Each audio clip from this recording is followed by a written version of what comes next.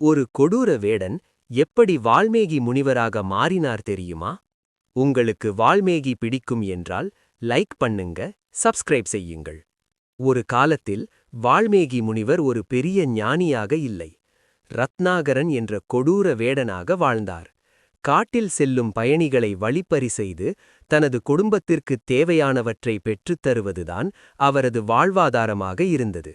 அவர் இதை தவறாக நினைக்காமல் குடும்பத்திற்காக செய்கிறேன் என்ற நியாயத்துடன் வாழ்ந்தார். பாவம் செய்கிறேன் என்ற உணர்வே அவருக்கில்லை. ஒருநாள் அவர் நாரதர் முனிவரை சந்தித்தார்.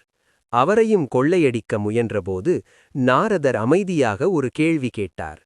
நீ செய்கிற பாவங்களுக்கு உன் குடும்பத்தினர் பங்கு ஏற்கிறார்களா?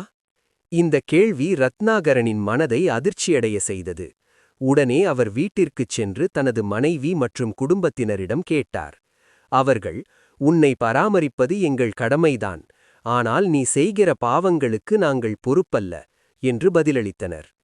இதனால் மனம் நொந்த ரத்னாகரன் திரும்பி வந்து நாரதரிடம் மன்னிப்பு கேட்டார். தனது வாழ்க்கையை மாற்றிக்கொள்ள வேண்டும் என்ற ஆவலுடன் வழி கேட்டார்.